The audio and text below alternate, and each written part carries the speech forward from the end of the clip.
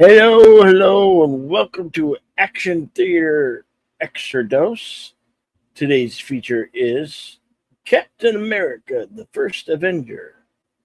If this is your first time here, we can't actually show these as much as we would love to show these here. We can't get past that copyright law. Copyright is an actual thing, and we cannot get past the bylaws and bylaws of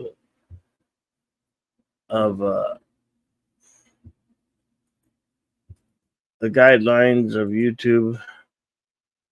So I'm going to change this for a second. And then I'll change it back. There we go. All right. So, yes, today we're showing Captain America. If you want to follow along at home, I do have the link pinned at the top. Hello, deleted scenes. Yes, deleted scenes is held up at work, but he'll get here when he gets home from work. Hello, Boosh McFadden. Good to see you, Lester, the San Jose, the Skeptic Tank. Always. So, here's a link to the green room. Follow us over there, and we will get this underway. I'm going to load it up now.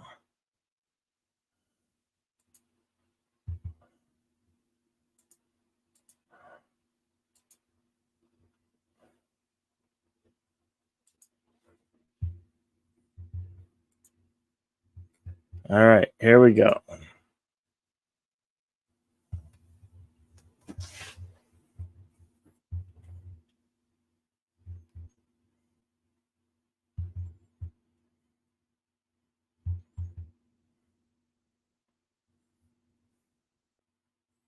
So the Marvel logo's going on right now.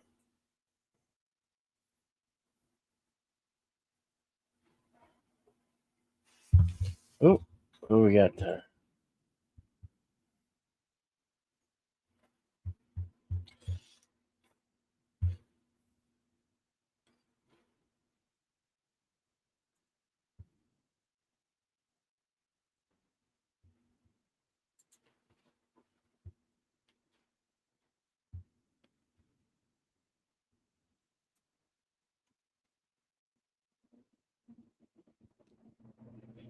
Welcome to Deleted Scenes. Hello, Bill.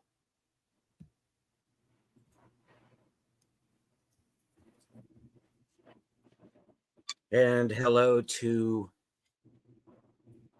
everyone in the chat. Just got home from work, running a little bit behind. I do not have Cosme up just yet. Will shortly. Want to say hello to everyone that I see in the chat as of right now. I see Lester San Jose, the Skeptic Tank. Good to see you, sir. Glad to see you well. Hope you enjoy the film. Boosh McFadden is with us as well. All right. I want to remind everybody the Cosme link is at the top of the chat, both chats, and also in the chat itself. You can follow along with us on Cosme or with your own physical copy. I'm sure some people out there will have their own copies.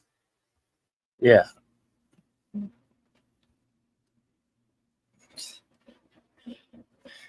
I didn't want to say it, but it's probably available still on Disney Plus. Oh, I'm sure it is. Now, this is all fictional, but the war, they're fighting World War II. This is if you were to watch it, the Marvel movies, the good Marvel movies, uh, it, the best of the Marvel movies. Um, Chronologically, you would watch this one first, Captain America: The First Avenger, and then you'd watch Iron Man, and then like Thor, Hulk. Actually, Hulk's probably the first one.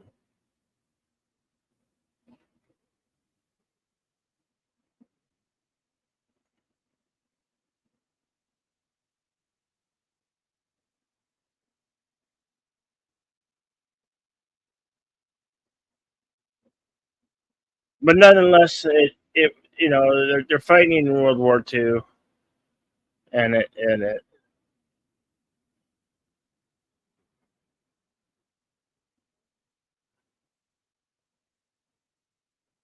even though this is complete work of fiction, it does we did that was a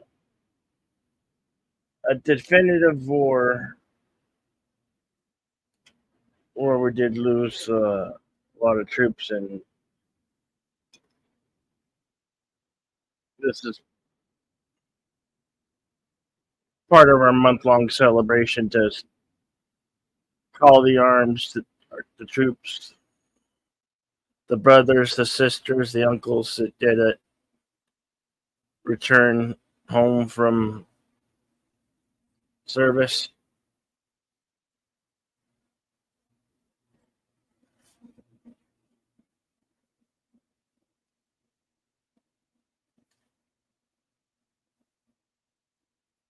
This film was directed by Joe Johnston.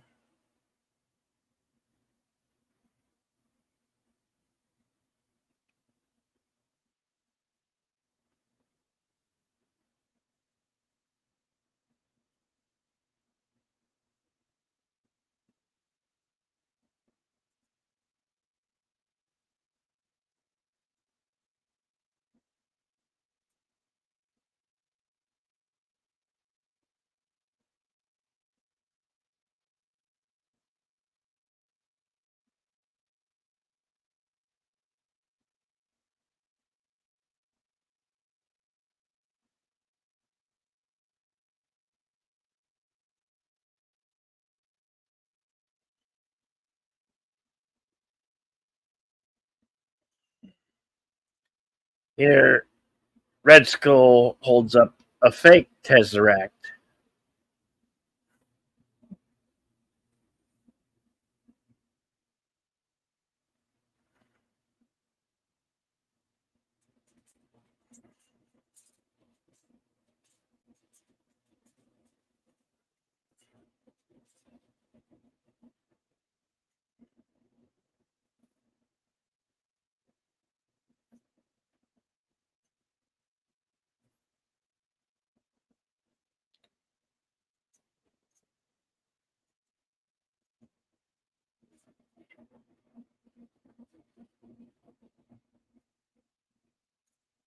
Hello, Connie Clary and Daniel's Hot Topics.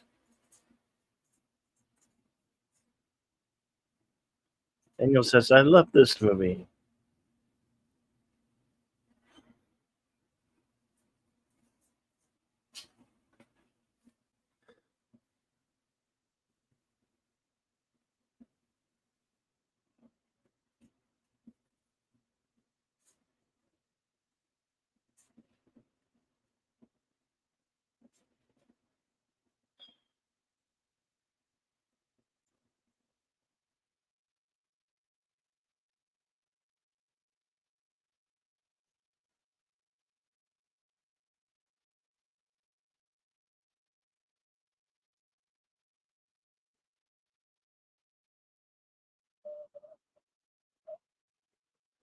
I always wondered if that was a Raiders reference.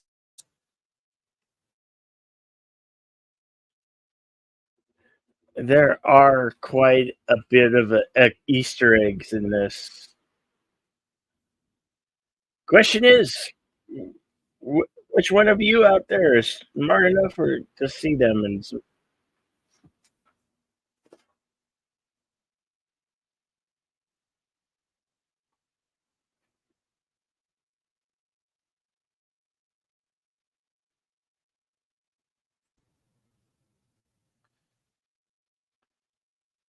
And of course, back in New York. And this effect was done. Basically, they shot it twice. They got a double, who's the little guy, right? Um, I don't recall his name right offhand, unfortunately. I'm sure it's in the trivia somewhere.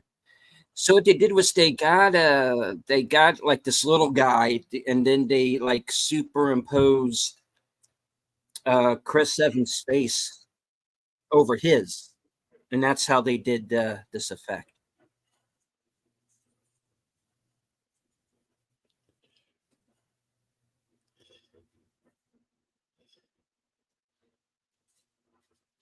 It's very believable. I mean, it's still holding up. This, Yeah. today. This was 2011 when this one came out.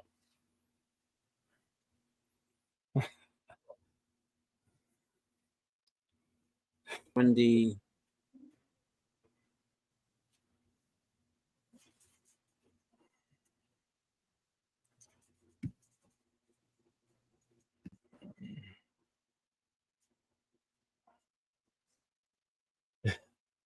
The average dunk in the movie theater. hmm,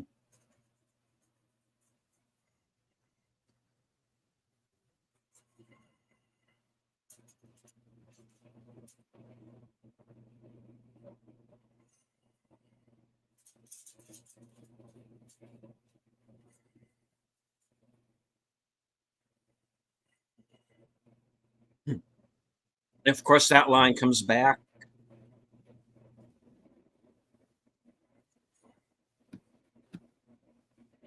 And of course, the introduction of Bucky. Yep.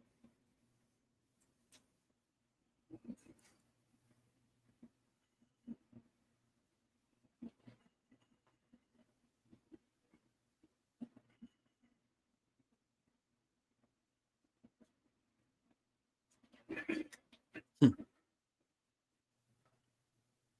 Hey, Kronos. Well, Kronos.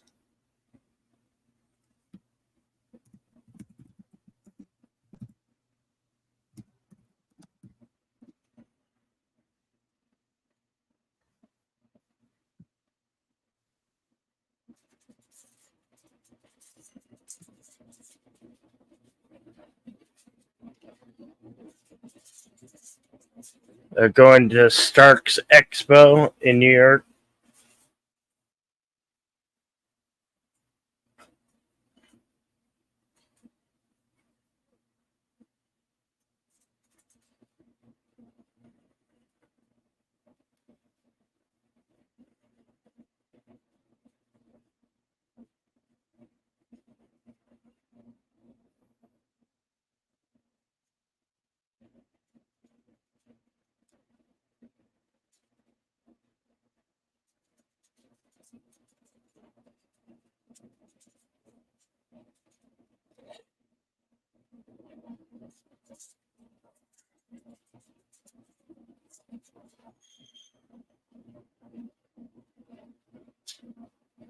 Hmm.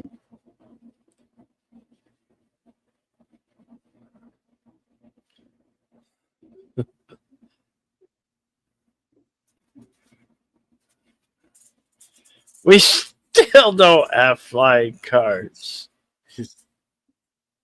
They exist, but they don't. We don't have them yet.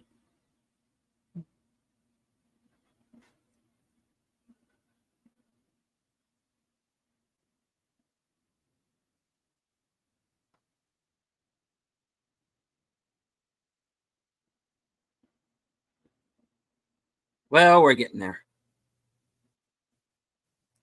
I did say a few years, didn't I?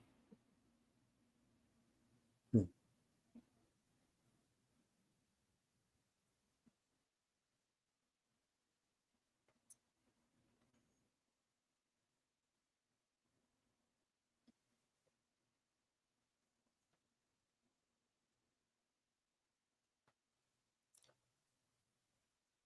Yeah, Danielle, it is in that in this early film. Yep,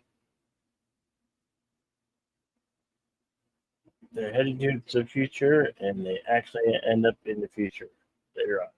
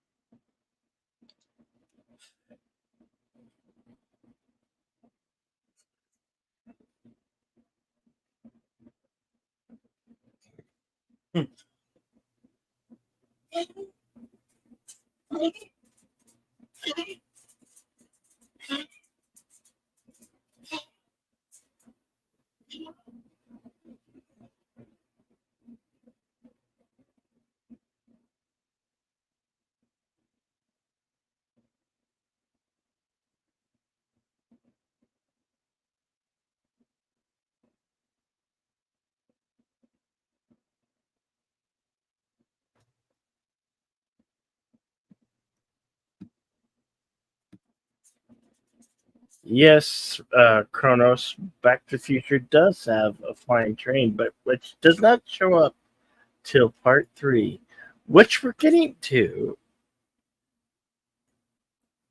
in a week or so on June 2nd.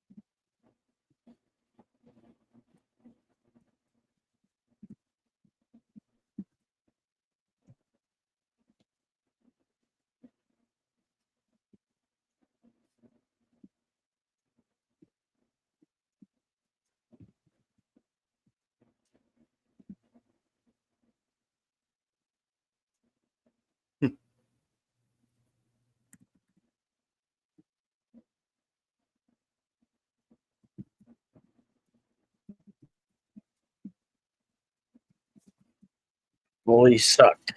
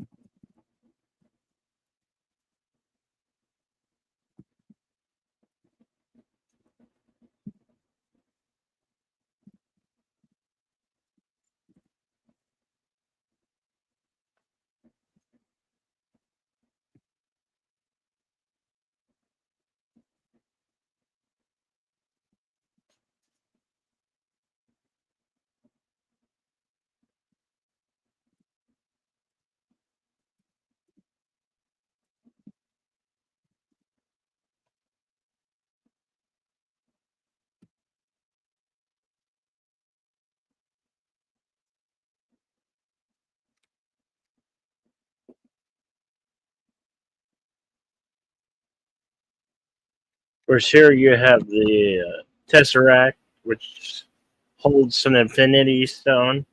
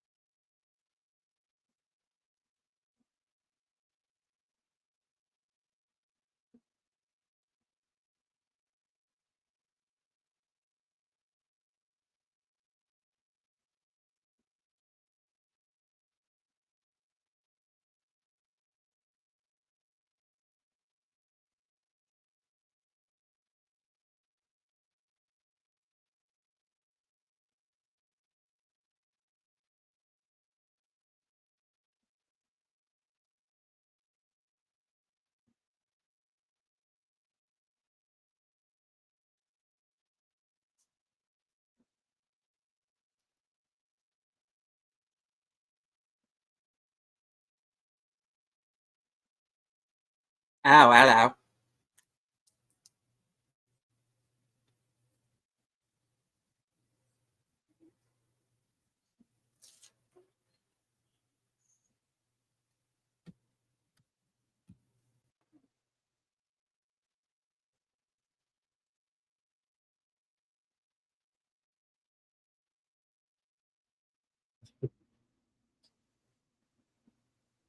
Man, dude.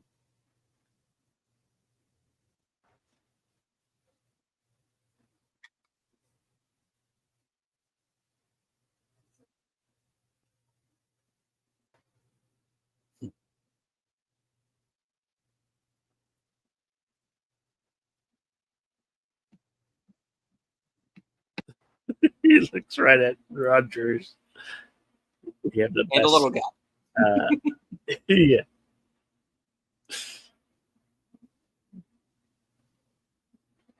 You will learn how to survive, or you will not. Oh, wrong movie.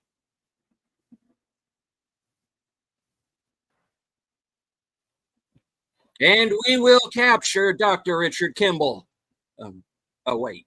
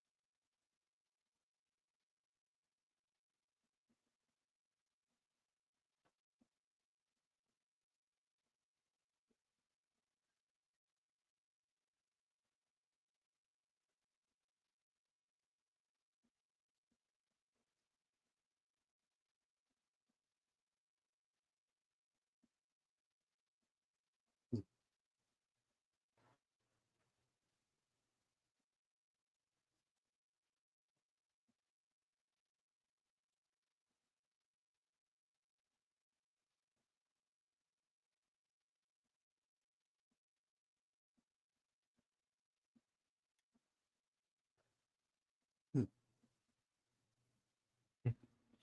17 years, my ass.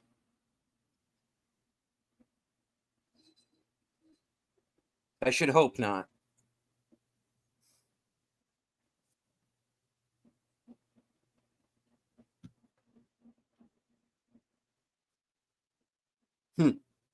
Hey.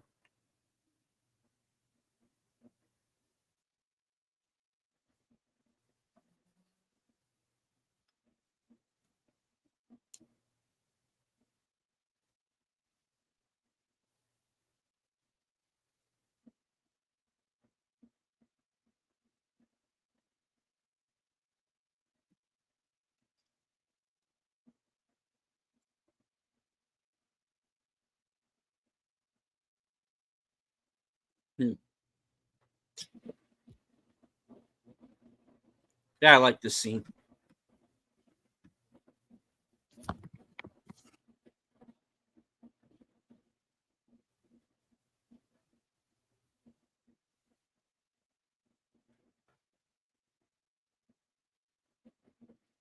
This is the same guy that we was fighting in the alleyway, I believe.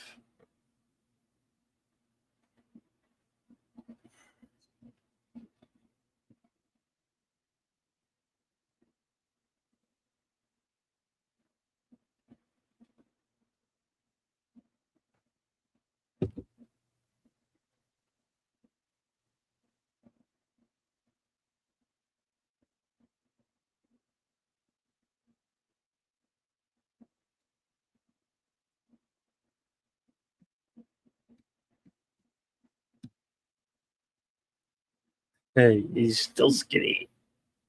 Skinny.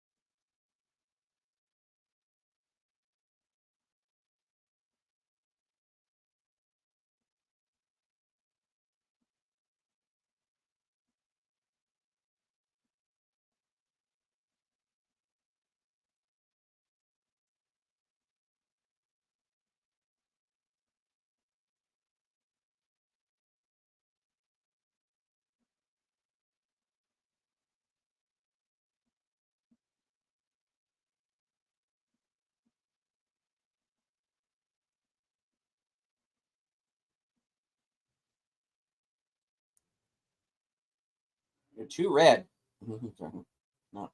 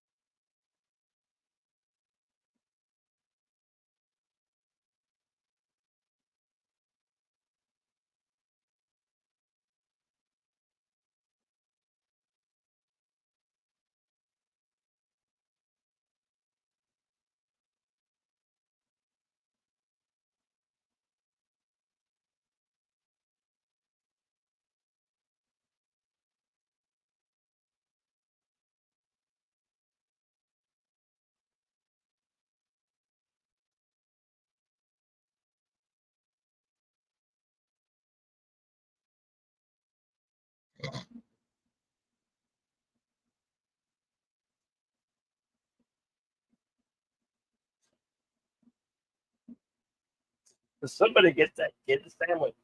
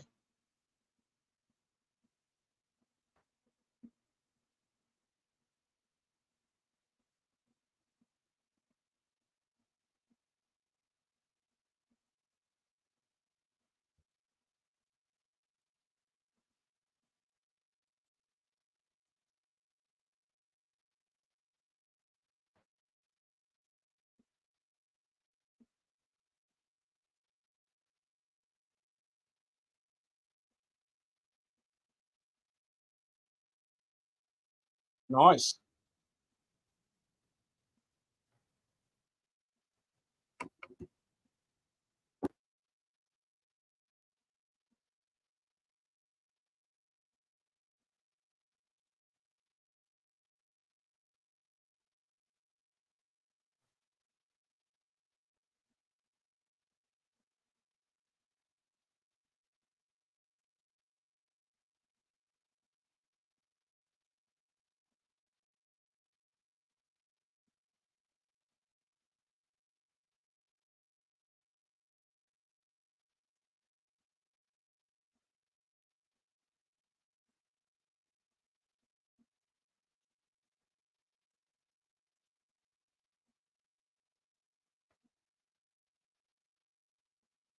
Able to leap fences, one bound.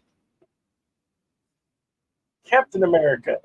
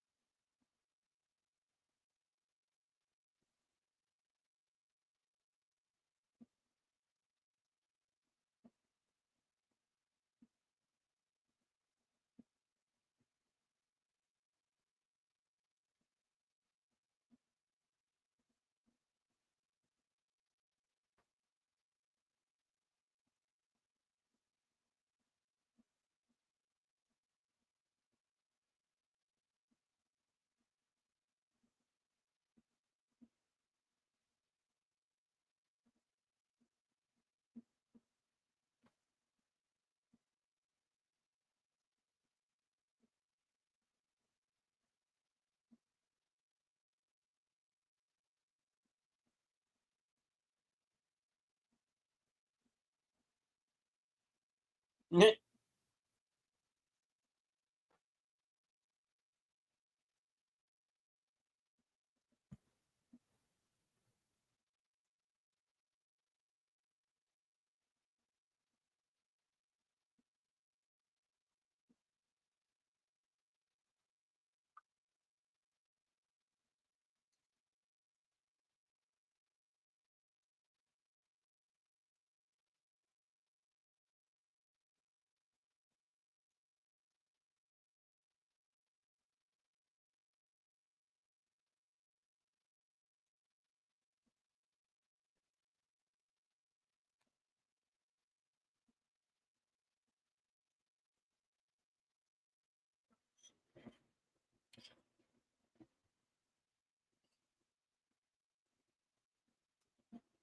those watching at home, our timestamp is 42:38.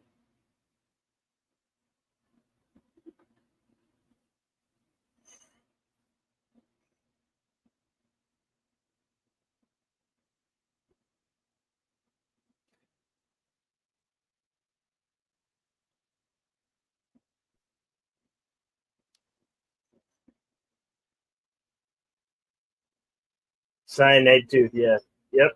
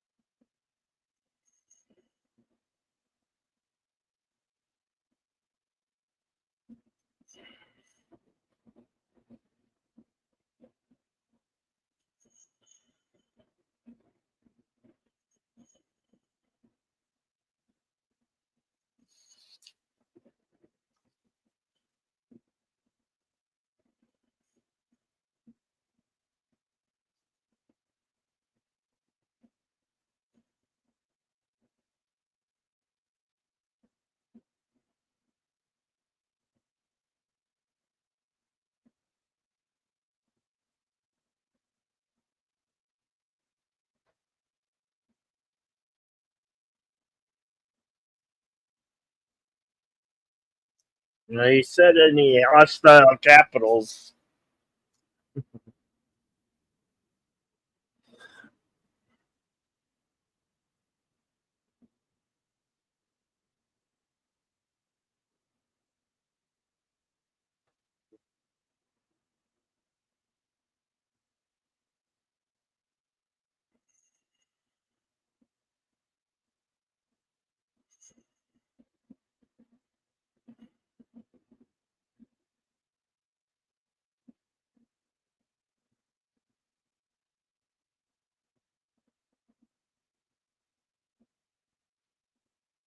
But I have to scoop out my shorts first.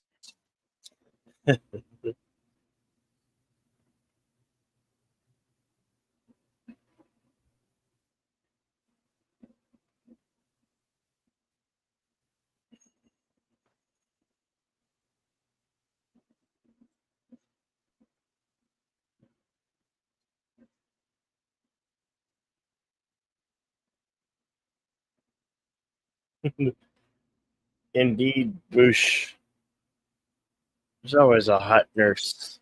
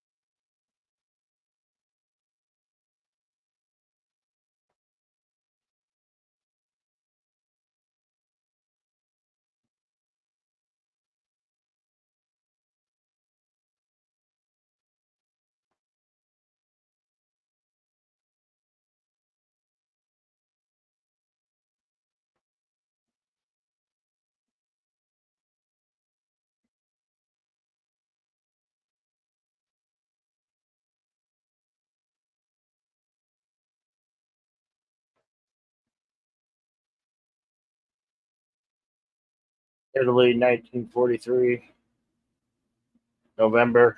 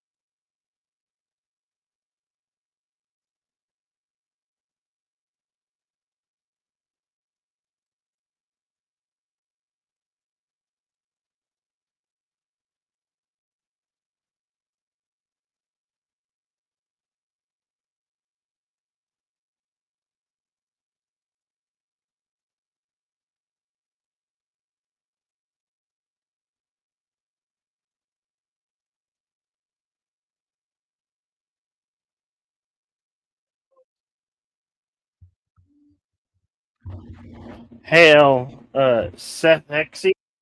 Welcome.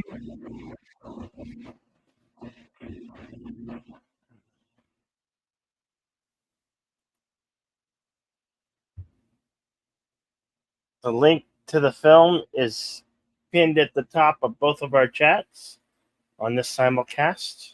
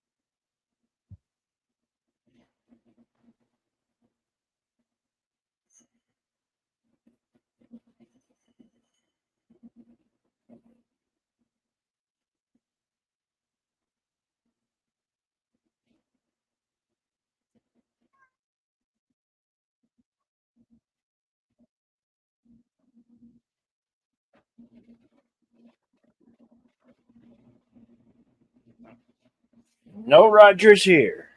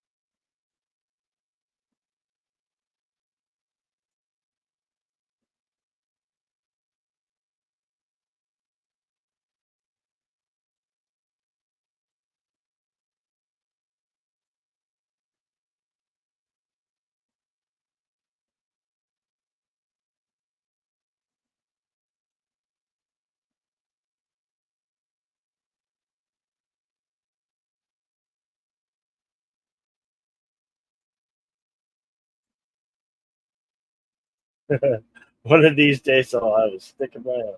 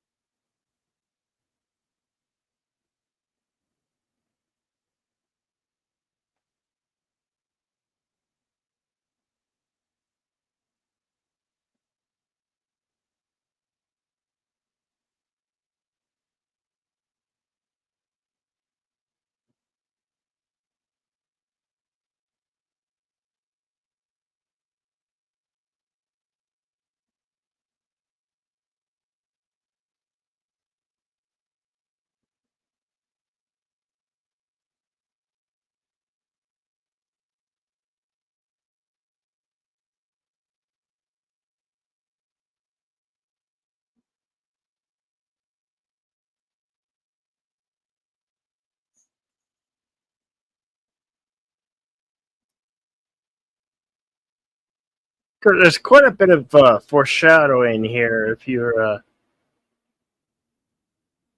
bright enough to seek it out. Like well, I'll tell you, there's foreshadowing of the arc reactor in this upcoming scenes here.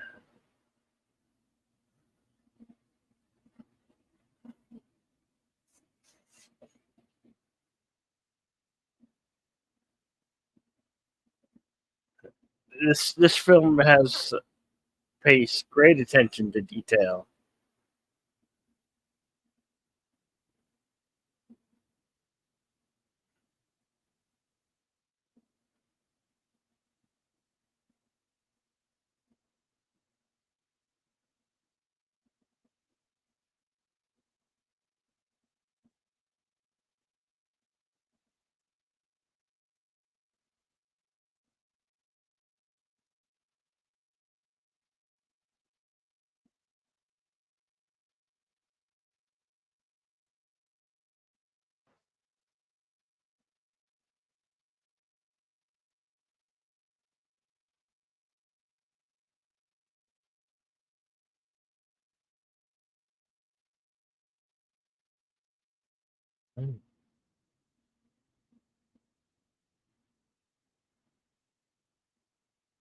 Hail to Putin's cat.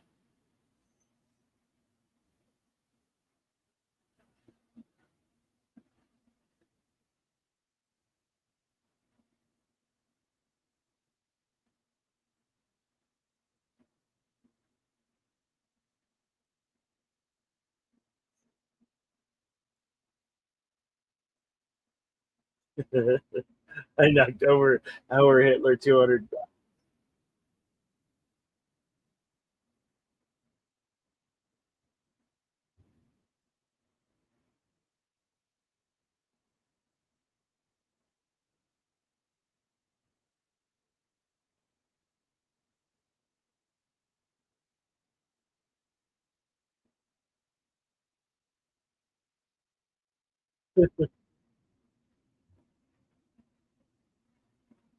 Yes, Bush.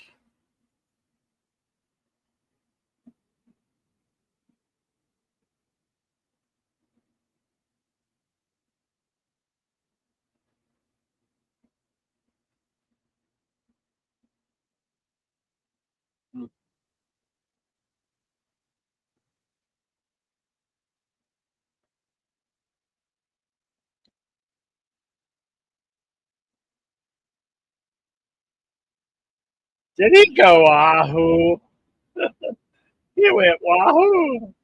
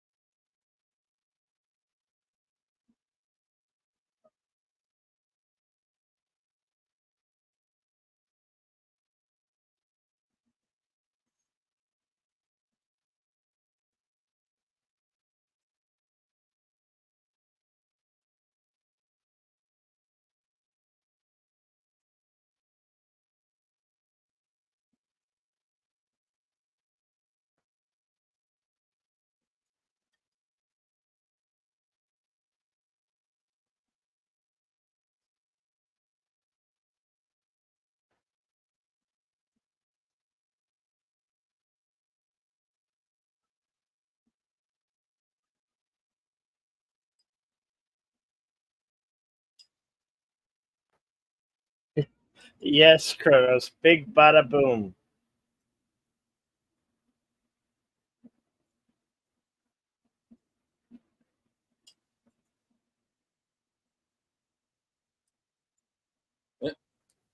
He should be carrying Bucky and running.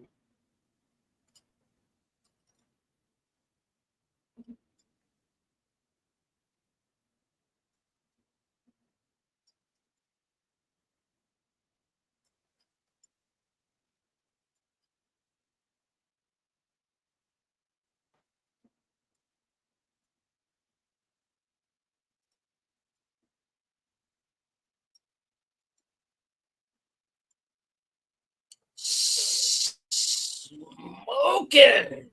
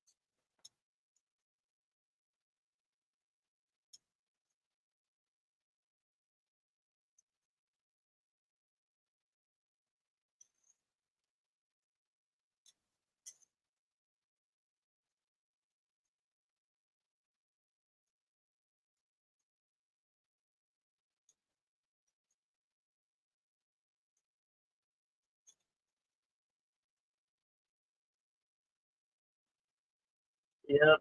Rolls Royce.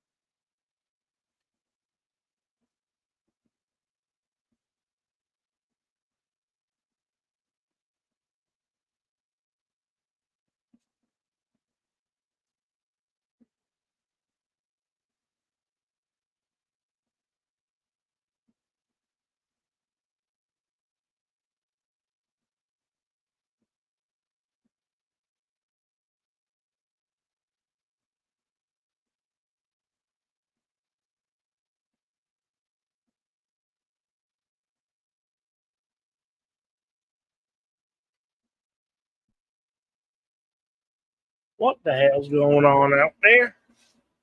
Well, let's go see.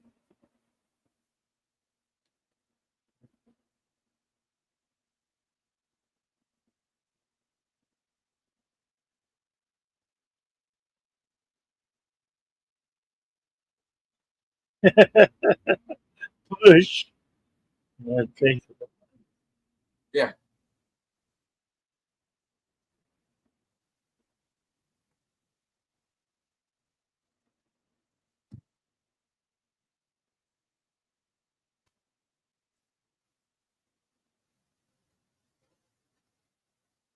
Yep.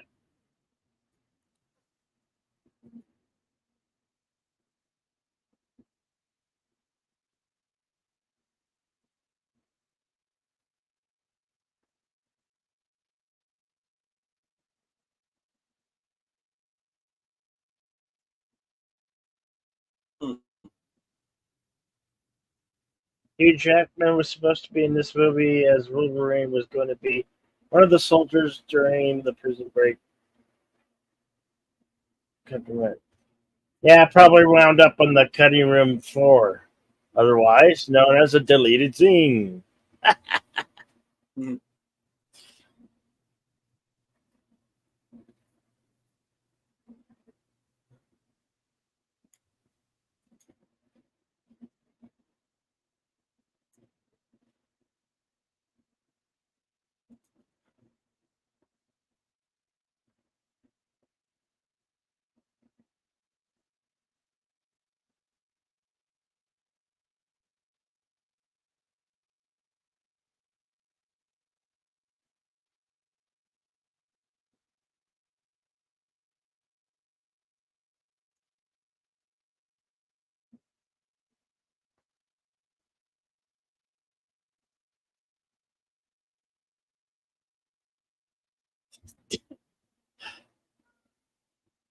Uh, nope, no captain.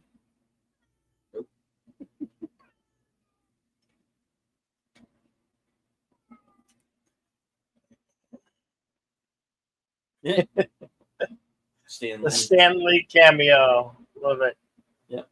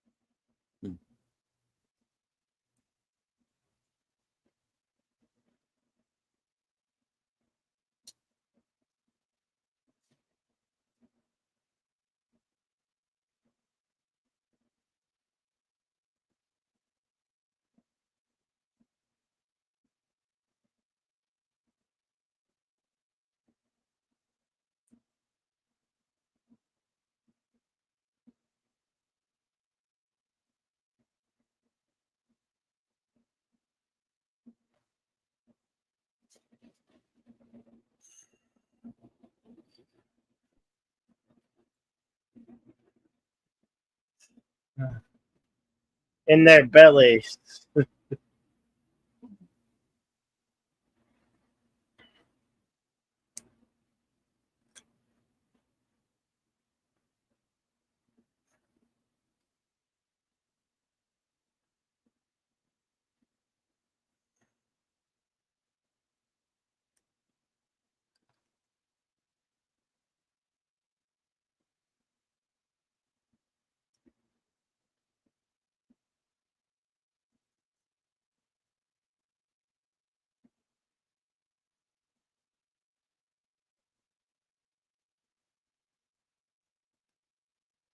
Wow. Agent Carter, you're wearing red dress.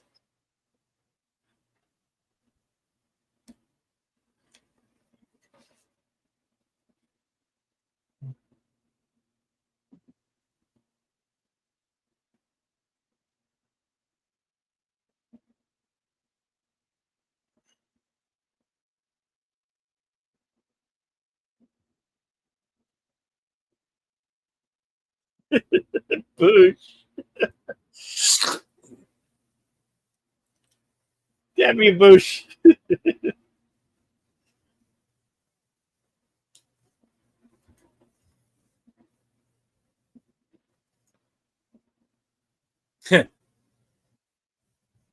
It's the smell. I can't stand it any longer.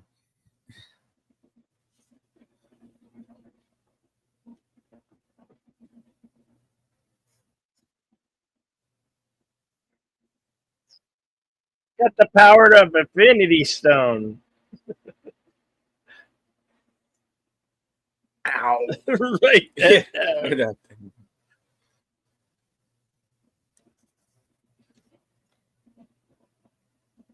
Right. Natalie Dormer. Natalie Dormer. Please. Yeah.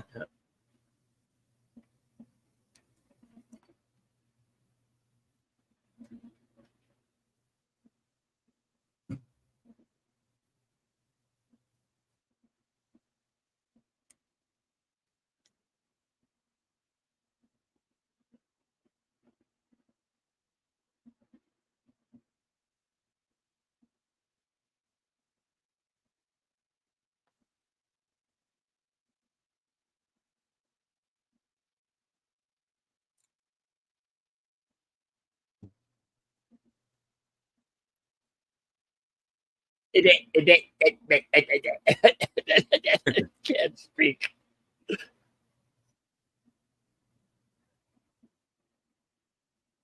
Oh, God.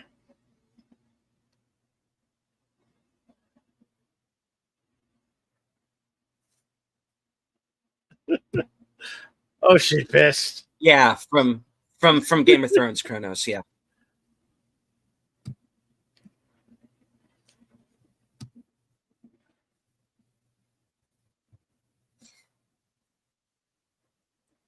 Undoing.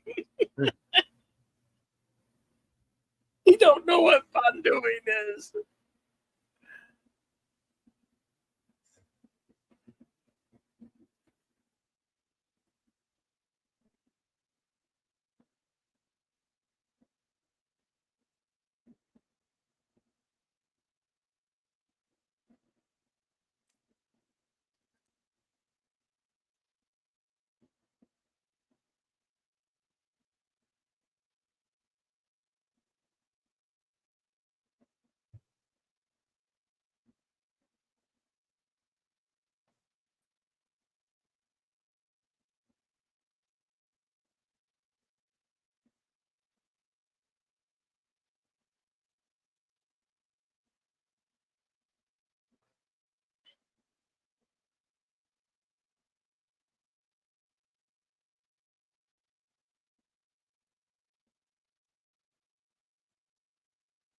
Made out of viranium.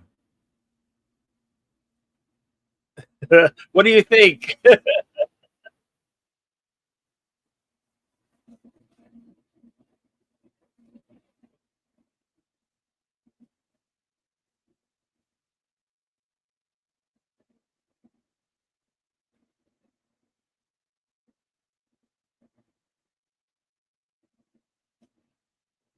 Whatever you want. Mm.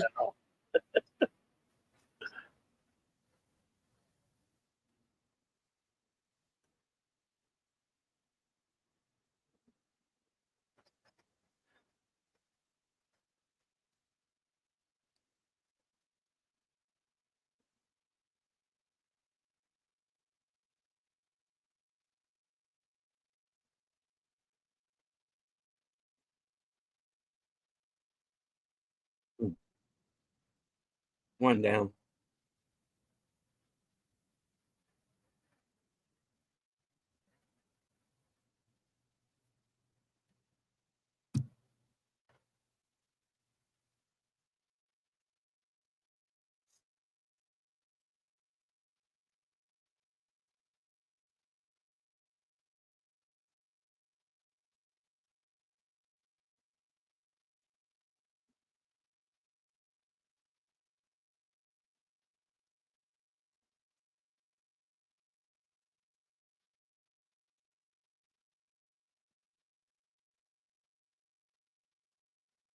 Oh.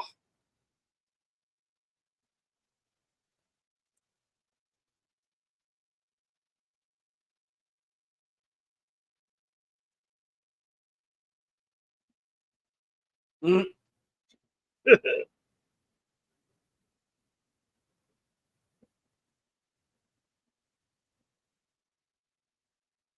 Toodles.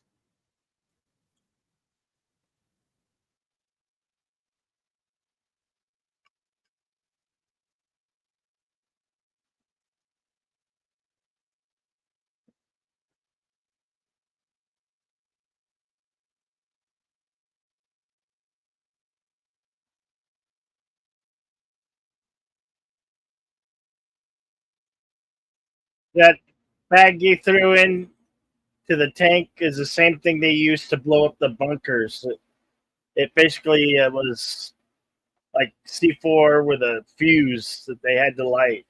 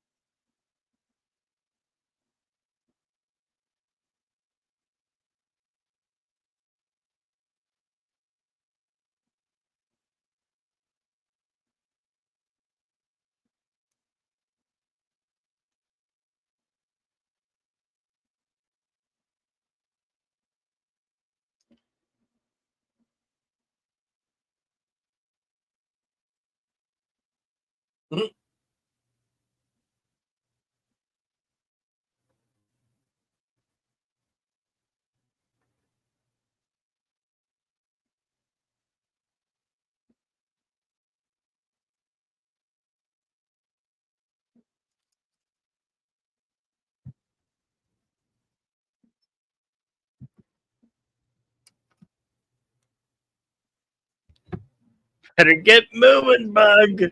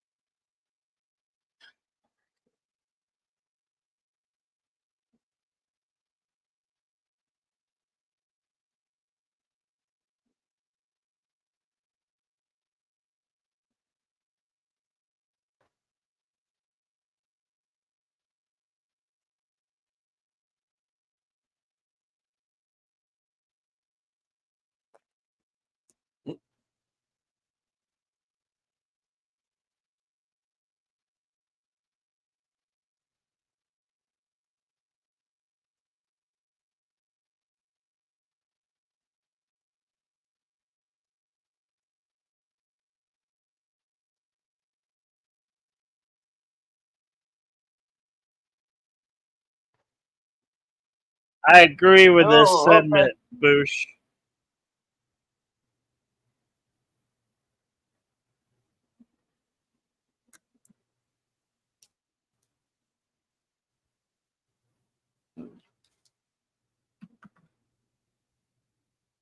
Our timestamp's 125:07.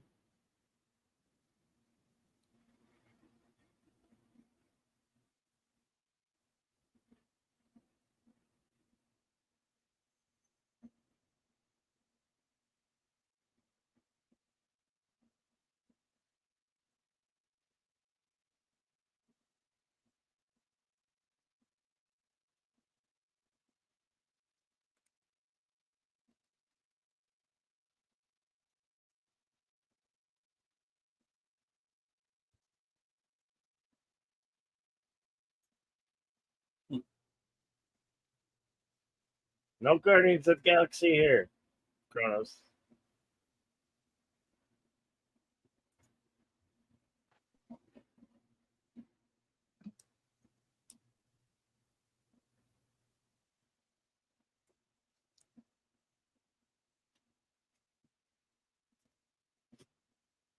Cow.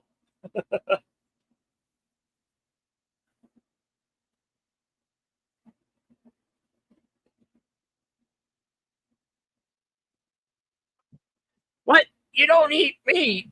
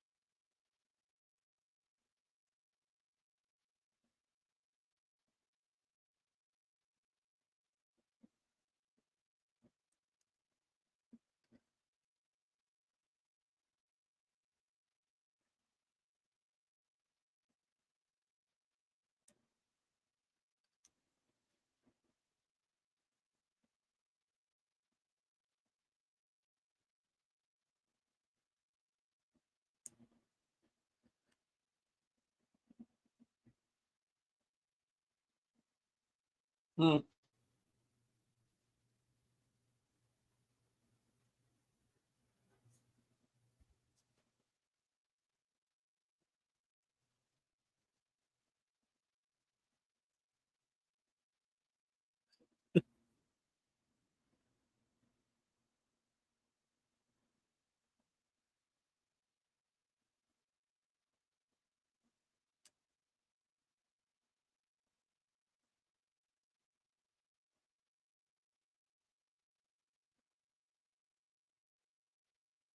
World domination. Oh, sorry.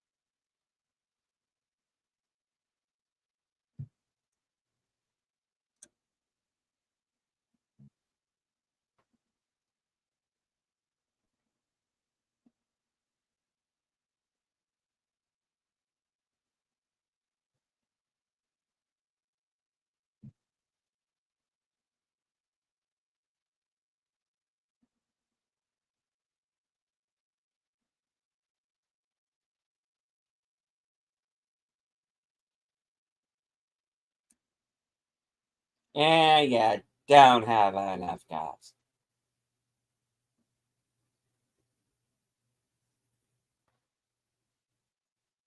And of course, he goes back to the bar, and it's been hit during Yep. the bombings. That's the bar where they were drinking.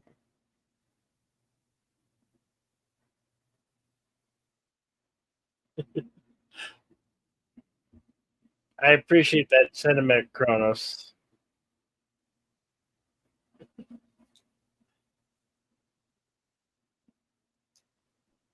Yeah, Daniel, I think Hugo Weaving's done with sequels after The Matrix.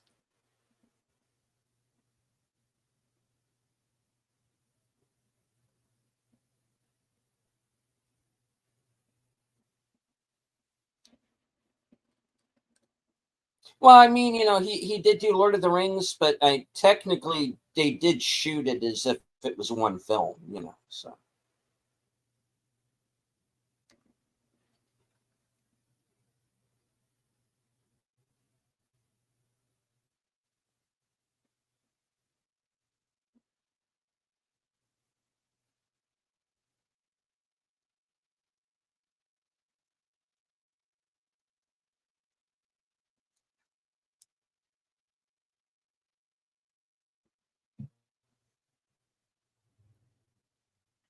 Well, I hope they don't do another Matrix. I think they should just leave it alone, you know.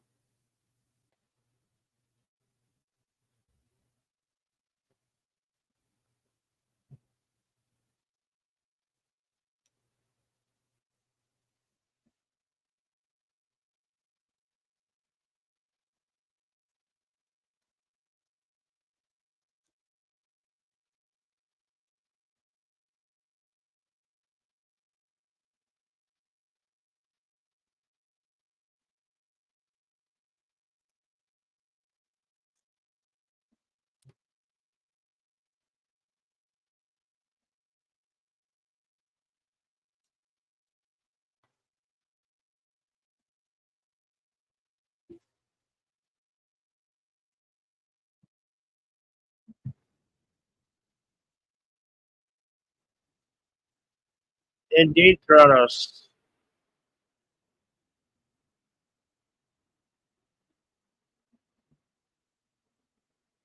I'm like the president.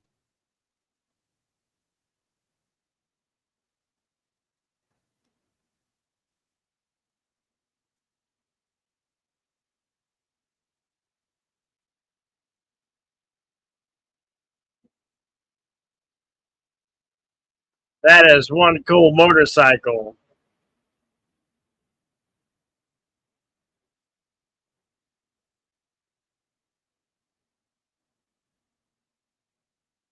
Whoops.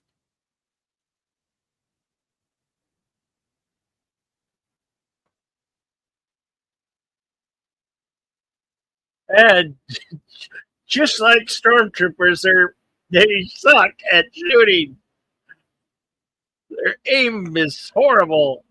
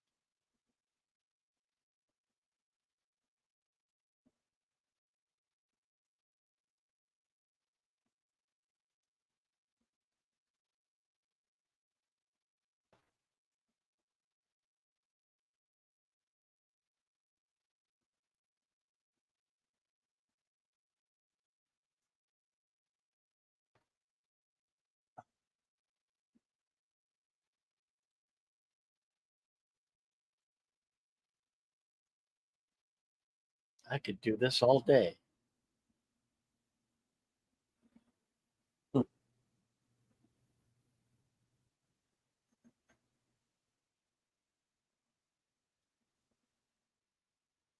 Hello.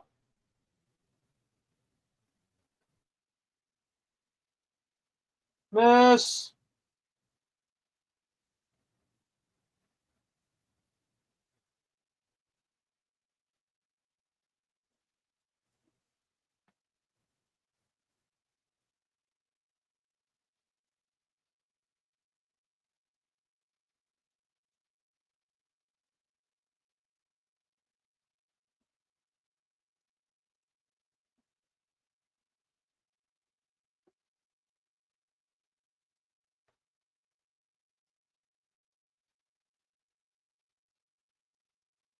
I would have liked a Howling Commandos movie. I mean, we got him in the Agent Carter series, but it wasn't the same thing. Um, I'm not sure if that series is even still canon in the MCU. You know.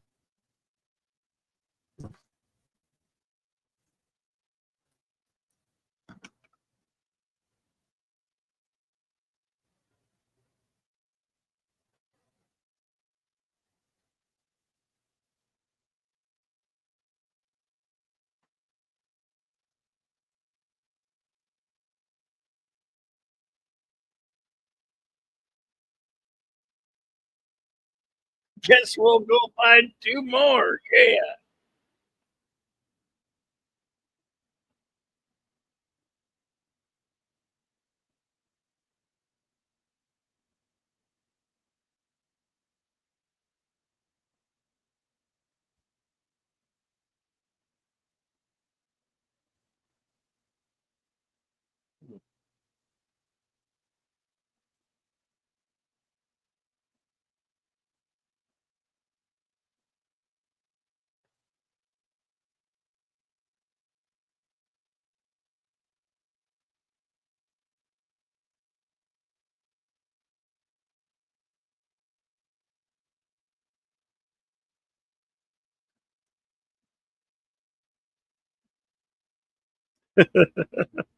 Yes, Kronos.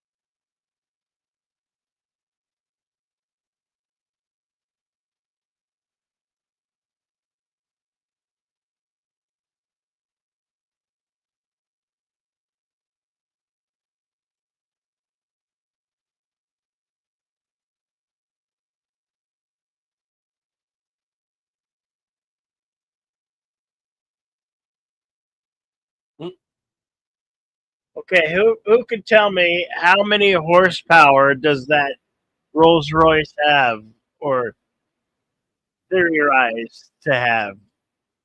Put it in the chat.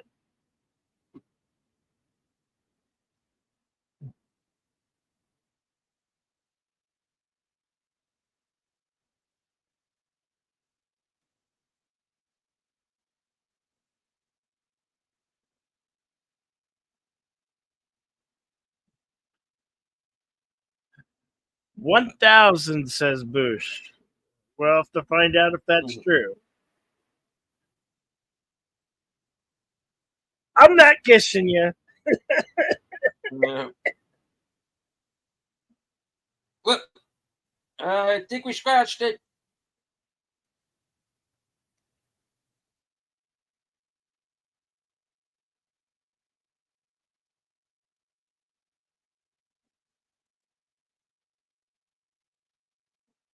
Ooh, that was close.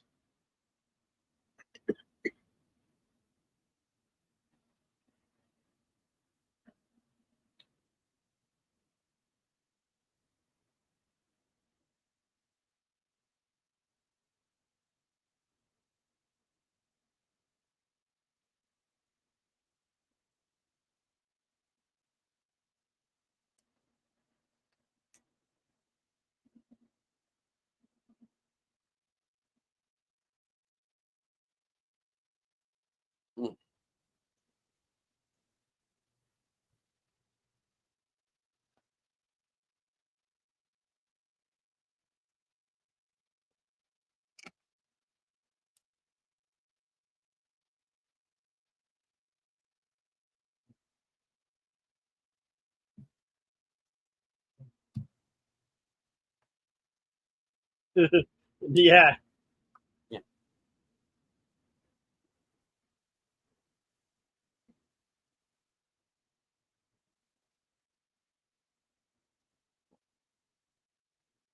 Happy landings.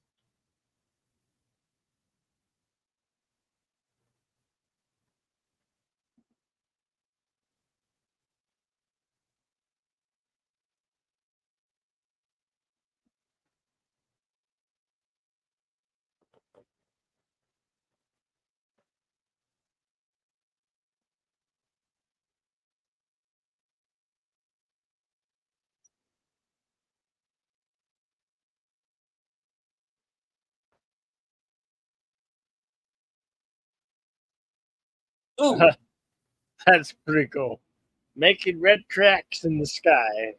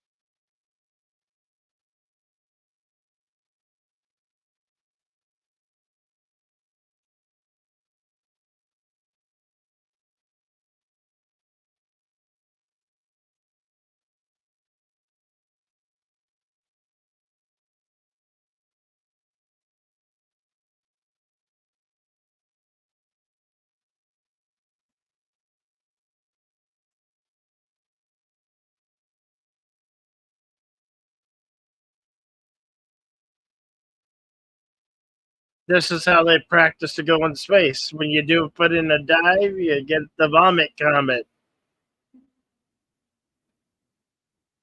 Temporary weightlessness.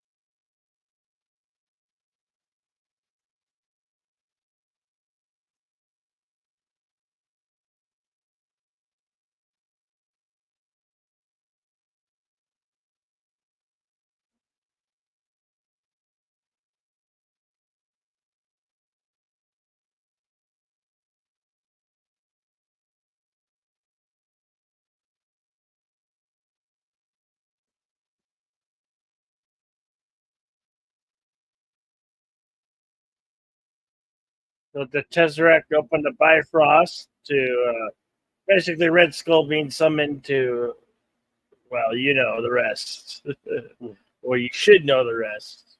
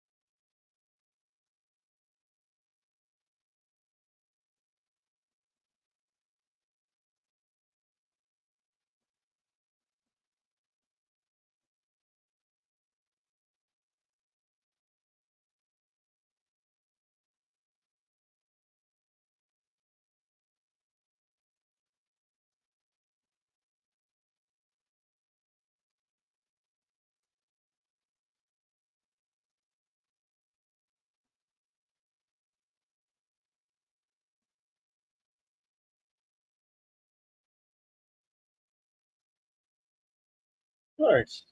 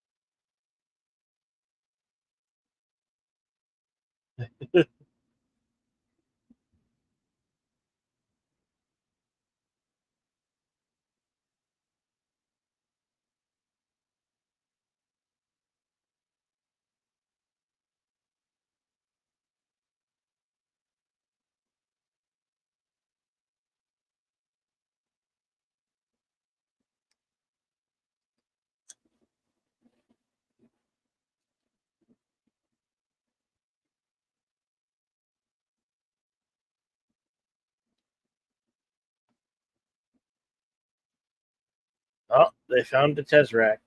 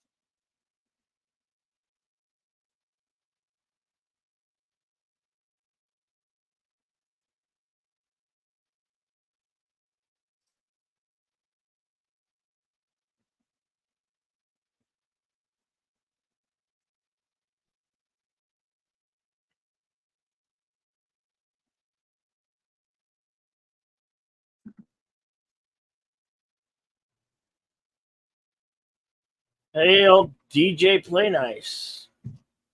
Swinging by to say hey. Appreciate it, buddy.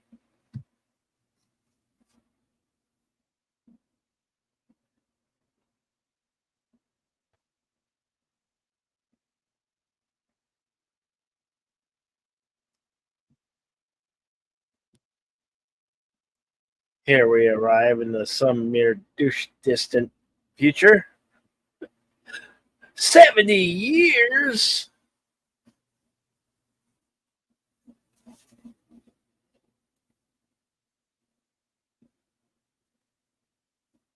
Is it me or the SSR logo kind of look kind of Yahtzee-ish?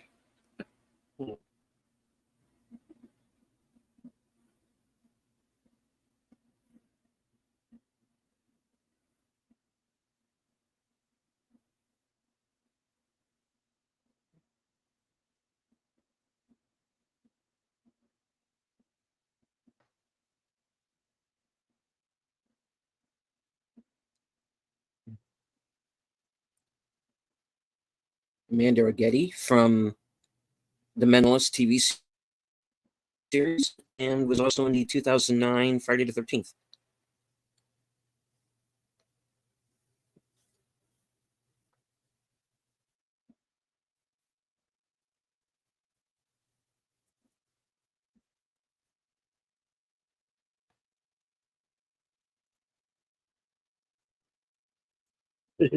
Yep. Whoops.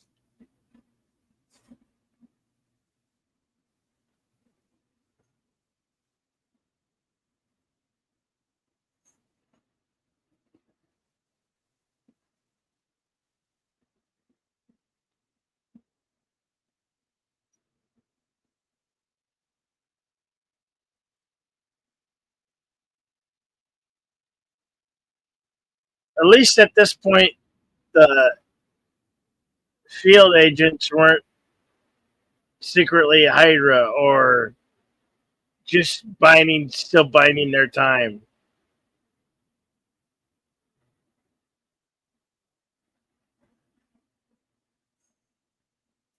And of course, Nick Fury.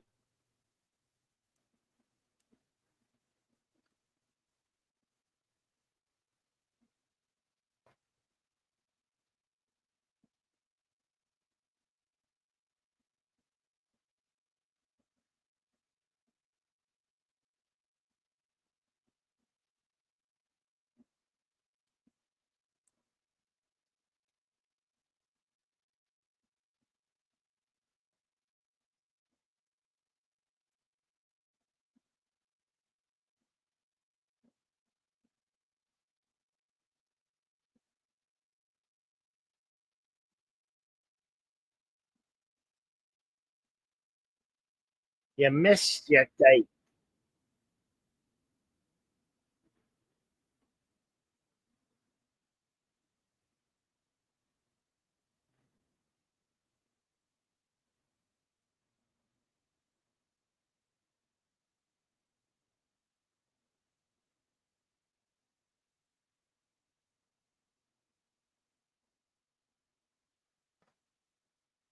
You could pick apart what's wrong with this film, but I think there's definitely the positives in this film way outweigh the negative.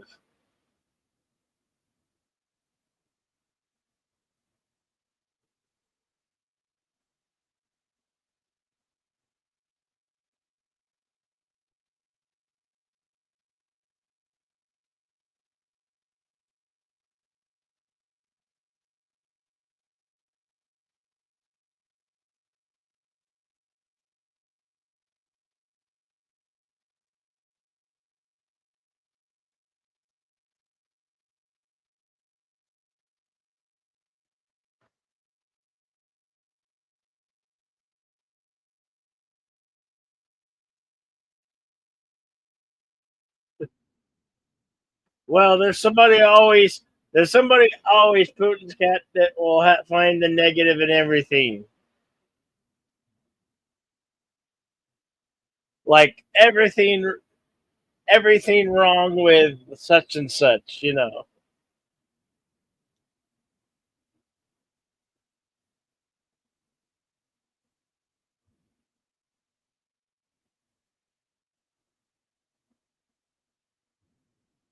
Really like the artwork here. No problem, Bush. Yeah, for the runtime for this movie, it goes by relatively fast. Yeah.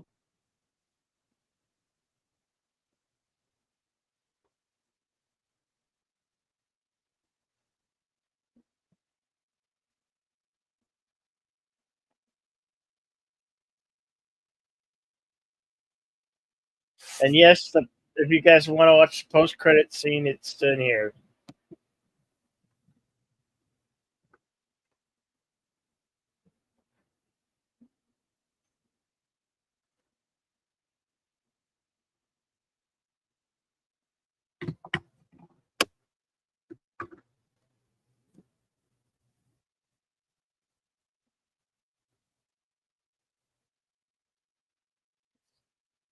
Yes, back when Marvel was doing it right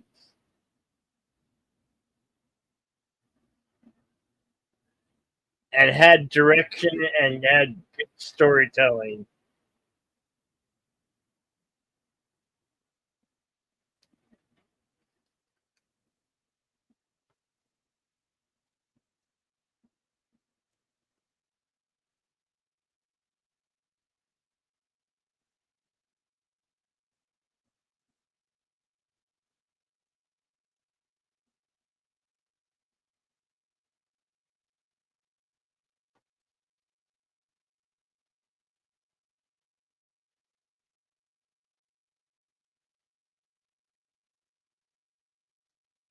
Don't go away. We are going to consult the scrolls.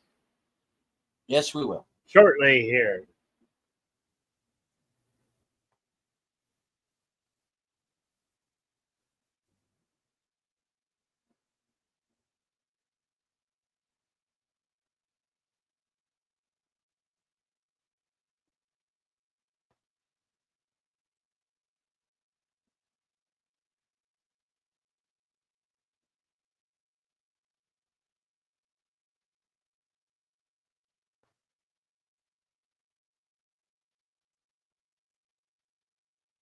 You're not wrong, Daniel.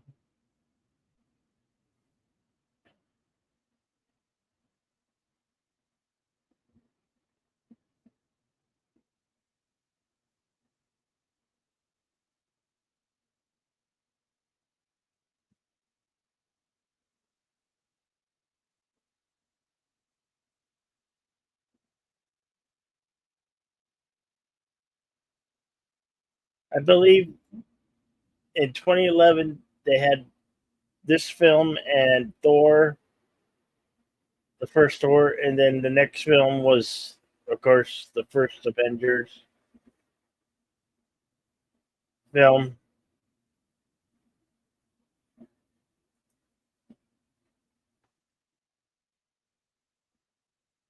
You think that Chris Evans' best role, Cap, don't necessarily like him as a person or other roles, but plays innocent out of time boy per scout perfectly. Yes. Yeah. Yes. You're yes, Prudence. Yeah. You're right. You're right.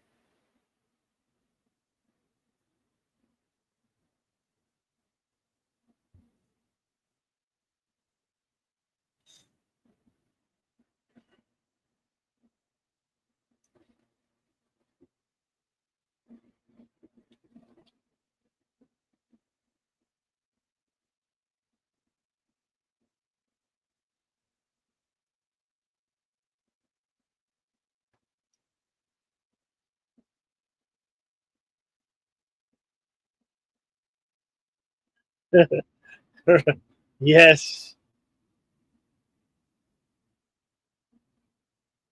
Don't you mean Thanos?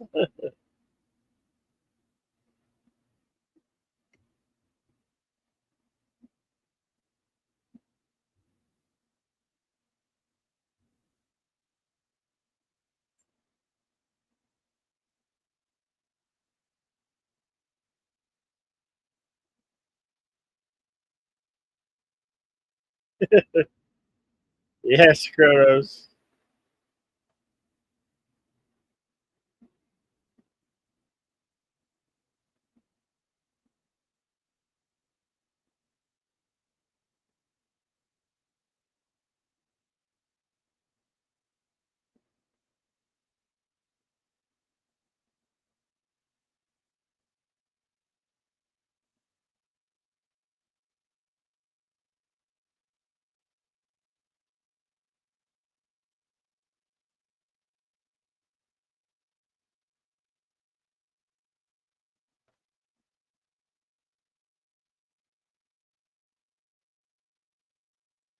You can't snap your fingers.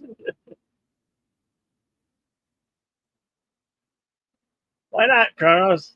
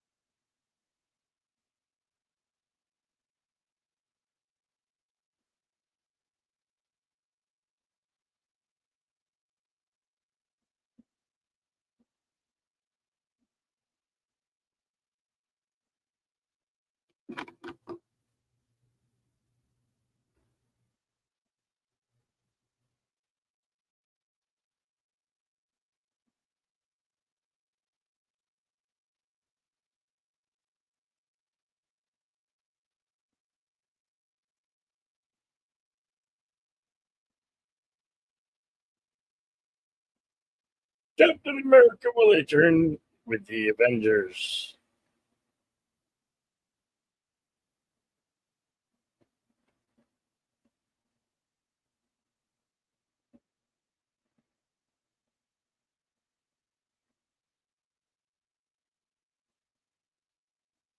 Oh, need another punching bag.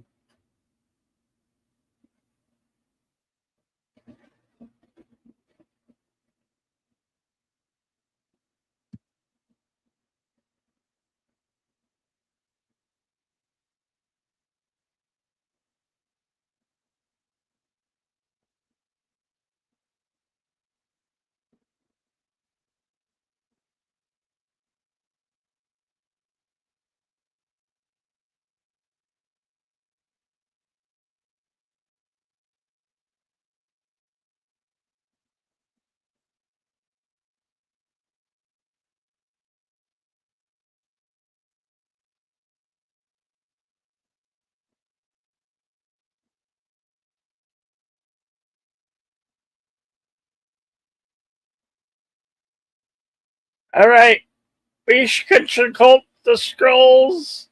That's where you come in, deleted. Shall consult the scrolls. All right. Captain America, the First Avenger, was released July 22nd, 2011, at an estimated budget of $140 million, on to gross $371 million worldwide. All right, 27 filming locations. Stanley Dock, Liverpool, Merseyside, England, UK for Pier 13. Northern Quarter, Manchester, Greater Manchester, England. Times Square, Manhattan, New York City, where Captain America wakes up in the future. The AEFGHJKRNS stages at Shepperton Studios. A stage, Pinewood Studios, Iverheath, Buckinghamshire, England. South Dock, Pinewood Studios. The underwater stage, back lot in Iverheath, Buckinghamshire, England, where Steve gets beaten in the alley and Bucky saves him. Hackney Empire, London, England, UK. Cinema with the Loud Idiot. And Captain America War Bonds performances. Aldershot, Hampshire. Bournemouth, Farnham, Surrey. Carwent, Monmouthshire, Wales. Culcross, Fife, Scotland. Liverpool, Merseyside, England. Manchester, Greater Manchester, England. New York City, New York. Pinewood Studios, Iverheath, Buckinghamshire, England. Shepperton Studios, Shepperton, Surrey, England, UK. And Universal Studios, 100 Universal City Plaza, Universal City, California, USA, subbing for New York. All right. Trivia. There are 165 items of trivia. Obviously, I'm not going to be reading all of them right now. But we're going to do a few of them here. Jon Favreau was originally chosen by Marvel Studios to direct this film, which he intended to make as a buddy comedy, but he chose to direct Iron Man. Nick Cassavetes, who you might remember was an actor in Face Off, a film we've done here on Action Theater, but he chose to direct Iron Man instead. No, Favreau chose to direct Iron Man. Nick Cassavetes was also considered to direct this film and had been set as a director for Iron Man in December of 2004. Despite being the first Avenger, this is the last solo Avenger film to be released before the team-up film The Avengers. According to producer Avi Arad, the biggest opportunity with Captain America is as a man out of time coming back today, looking at our world through the eyes of someone who thought the perfect world was small-town America. 60 years go by, and who are we today? Are we better? Joe Johnston was chosen as the film's director because of his previous work on the period films The Rocketeer and October Sky. Louis Leterrier was viewed some of the concept art for this movie, was impressed enough to offer his services, but Marvel Studios turned him down. However, his film The Incredible Hulk features a small appearance by Captain America, a deleted scene set in the Arctic, which features his body hidden in a slab of ice. Screenwriter David Self, who wrote a draft of the script, claimed Captain America was his favorite childhood superhero. He said, "My dad told me I could one day be Captain America." Sam Worthington and Will Smith were in early talks for the role of Captain America. Later on, yeah, Will Smith, yeah. Because, of course. Later on, Garrett Hedlund, Channing Tatum, Scott Porter, Mike Vogel, Sebastian Stan, Chris Evans, Wilson Bethel, John Krasinski, Chad Michael Murray. This goes on a while, guys. Hold tight. Michael Cassidy, Chase Crawford, Derek Thieler, and Jensen Ackles were on the final shortlist for the role. Kellen Lutz, Ryan Phillippe, and Alexander Skarsgård carried out auditions, but ultimately the role went to Evans. Stan eventually secured the role of Bucky Barnes. Murray, Thieler, and Bethel were cast in television series in the Marvel Cinematic Universe. Murray as Jack Thompson in Agent Carter, Thieler as Mr. Immortal in The New Warriors, and Bethel as Bullseye in Season 3 of Daredevil. John Krasinski played Reed Richards of Earth 838 and Doctor Strange on the Multiverse of Madness. Yes, that was all one paragraph, folks. Alice Eve, Gemma Arterton, and Keira Knightley were considered for the role of Peggy Carter. Emily Blunt turned the role down. Tommy Lee Jones appeared as Two-Face, aka Harvey Dent, aka Two-Face, in Batman Forever. Captain America and Batman faced off in the Marvel versus DC crossover in 1996. Jones is also best known for performing as Kevin Brown, aka Agent K, in Men in Black, and its 2 sequels.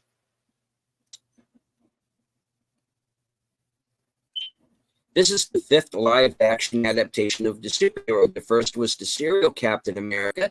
The second was the TV movie and its sequel, which was Captain America 2, Death Too Soon. And the fourth was the theatrical Captain America. Chris Evans was attracted to the role of Captain America by its character. Even if it wasn't a comic book, I think the story of Steve Rogers is great. He's a great guy, even if it's just a script about anybody. I would probably want to do it. It wasn't necessarily about the comic itself. He's a great character to play. He just happens to be a comic book character. Hugo Weaving based the Red Skull's accent on renowned German filmmaker Werner Herzog and Austrian actor Klaus Maria Brandauer. To prepare for her role as Peggy Carter, Haley Atwell trained 6 days a week. Okay, here's something that was brought up in our chat. Originally, cameo appearances were planned in the film for James Logan Howlett, a.k.a. Wolverine, and Eric Lesher, a.k.a. Magneto, who were present during World War II. Logan was a soldier, and Lesher was in an internment camp. These cameos were scrapped due to rights issues. Marvel Studios now owns the rights of the X-Men characters, a result of the Disney-Fox merger of 2019. The Red Skull, as played by Hugo Weaving, searches for a powerful artifact, the Cosmic Cube. In Transformers, Weaving voiced Megatron, who also searched for a similar Cosmic Cube-shaped relic, the Allspark. Stanley Tucci appeared in Transformers Age of Extinction in a role similar to a scientist role. He created the man-made Transformer Galvatron, who is Megatron in a new body.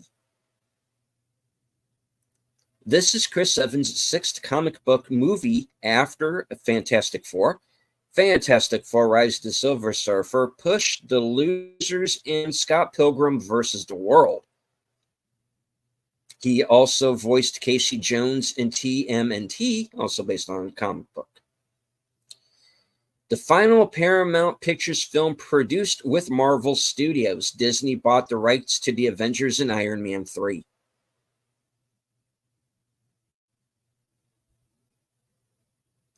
Chris Evans declined a role 3 times before accepting the part, not out of dislike for the role, but because he feared what the effects of the sudden increase of fame would be on his private life. Then Robert Downey Jr. convinced him to take the part and thus gained the freedom to sign on to any other role he would want afterwards. After that, he had a meeting with director Joe Johnston and the producers who convinced him to take the role. Originally, cameo appearances were planned in the film for Namor, the Submariner, Prince of Atlantis, but this was scrapped and should have stayed scrapped. Sebastian Stan was considered for the role of Captain America, but got the role of Bucky instead. Yeah, we've said that. Haley Atwell based her performance as Peg Carter on Ginger Rogers. She can do anything Captain America can do, but backwards and in high heels. To prepare for his role as Bucky, Sebastian Stan watched many World War II film documentaries and drew inspiration from Band of Brothers.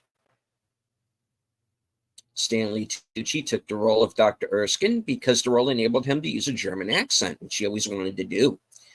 After Joss Whedon was hired to direct the Avengers, he was given a copy of this movie script and made a few rewrites to tie it more closely to the Marvel Cinematic Universe. I just got to make some character connections. The structure of the thing was really tight and I loved it. But there were a couple of opportunities to find his voice a little bit and some of the other characters and make the connections so that you understood exactly why he wanted to be who he wanted to be, and progressing through the script to flesh it out a little bit. Captain America co-creator Joe Simon was approached to make a cameo appearance in the film. He died 5 months after its release. Samuel L. Jackson filmed a scene for this movie in New York City's Times Square, which served as a prelude to the Avengers. Joe Johnston also directed The Rocketeer. In that film, the hero Cliff Secord finds a rocket pack created by Howard Hughes, thus becoming the Rocketeer. In this film, Captain America obtains his iconic shield from Howard Stark, a character closely based on Howard Hughes. Most of the shots were done by a Los Angeles company called Lola that specializes in digital plastic surgery. The technique involved shrinking Chris Evans in all dimensions. They shot each Skinny Steve scene at least 4 times, once like a normal scene with Evans and his fellow actors and actresses in the scene, once with Evans alone in front of a green screen so his element could be reduced digitally, again with everyone in the scene but with Evans absent so that the shrunken Steve could be reinserted into the scene, and finally with a body double mimicking Evans' actions in case a second technique was required. When Evans had to interact with other characters in the scene, they had to either lower him or raise the other actors and actresses on apple boxes or elevated walkways to make Skinny Steve shorter in comparison. For close-ups, Evans' fellow actors and actresses had to look at marks on his chin that represented where his eyes would be after the shrinking process. Evans had to look at marks on the top of the actor's head to represent their eyes. Second technique involved grafting Evans' head onto the body double. This technique was used mostly when Evans was sitting down or laying down, or when a minimum of physical acting was required. The comic book that appears in the film bears the cover of the first issue of the actual Captain America comics, cover dated March 1941. The cover in this movie is modified from the original version to remove its depiction of Bucky due to the movie's version of the character differing from his considerably younger comic counterpart. Stan Lee cameos in the film at around the 72-minute mark. Military dignitary at a medal ceremony for Captain America. He's also the older gentleman saying, "I thought he'd be taller," when Captain America fails to show up at Senator Brand's ceremony. This is Lee's only cameo in a feature film adaptation as a Marvel Comics superhero character where he was not an original creator. However, he did create the element of Captain America using his shield as a returning throwing weapon in an early text story in Captain America Comics number 3, Captain America Foils the Traitor's Revenge. Furthermore, he was responsible for reviving the character in the 1960s, first as a member of the Avengers, and then a solo series which focused on a hero being a troubled man out of his time after years of being suspended in animation. Except for Deadpool, Guardians of the Galaxy, and Captain Marvel. Captain America's Special Forces unit that he assembles and leads is an amalgamation of the characters from the Marvel Comics World War II period titles. These are the 1960s war titles Sergeant Fury and his Howling Commandos, about an elite Special Forces infantry unit in the 1970s. The Invaders was about a superhero team operating during the war under the command of Captain America. The contributions of the former title include most of the soldier characters, while the latter includes Captain America, Bucky, and James Montgomery Falsworth, who appears in the comic book as the British superhero Union Jack. At around 11 minutes in the exhibition, there was a mannequin in a red jumpsuit under a glass dome. That is a reference to the android, the original Human Torch, the first superhero created by Timely Comics, October 1939, which eventually became Marvel Comics. He was also part of the Invaders, along with Namor and Captain America. Marvel Comics recycled the name and abilities with the Fantastic Four's Johnny Storm in 1961. Chris Evans portrayed Johnny Storm, the Human Torch, in 2 films, Fantastic Four and Fantastic Four: Rise of the Silver Surfer. The Wilhelm scream at around 90 minutes. Rogers is pursued by Hydra soldiers on motorcycles, but releases a flamethrower defense when screams as he swerves, loses control, and is thrown headlong. At around 43 minutes, Johann Schmidt is only called the Red Skull twice in the movie.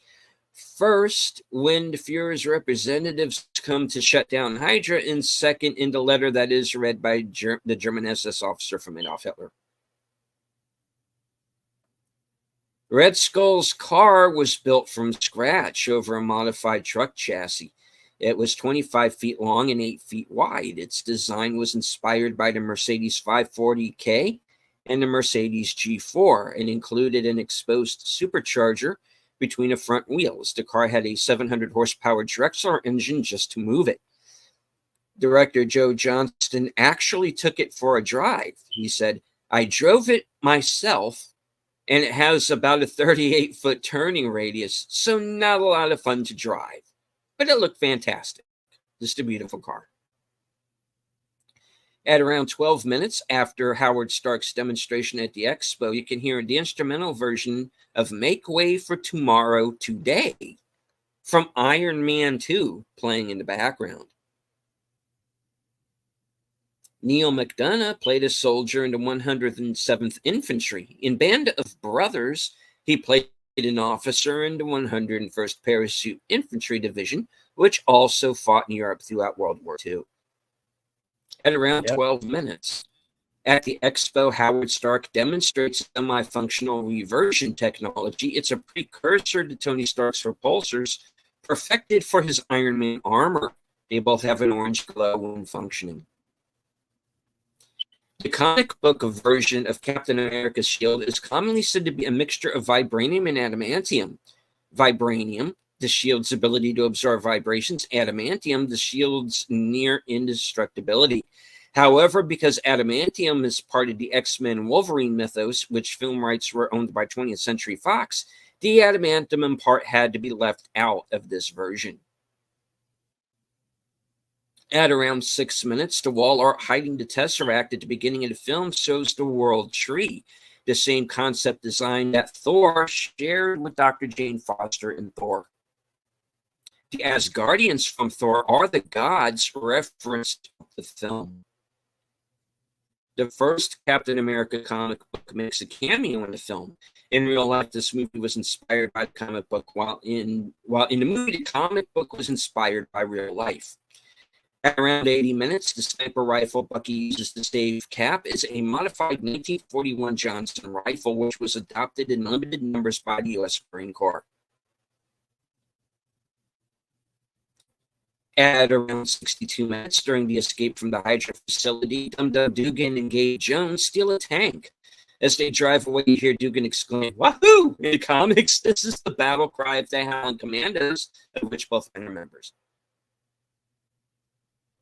At around 17 minutes, in the first scene with Armin Zola and Johann Schmidt, Schmidt is looking at images of the Tesseract, including one which is a doctored photograph of a section in a famous carved wooden doorway from a church in Halstad, Norway.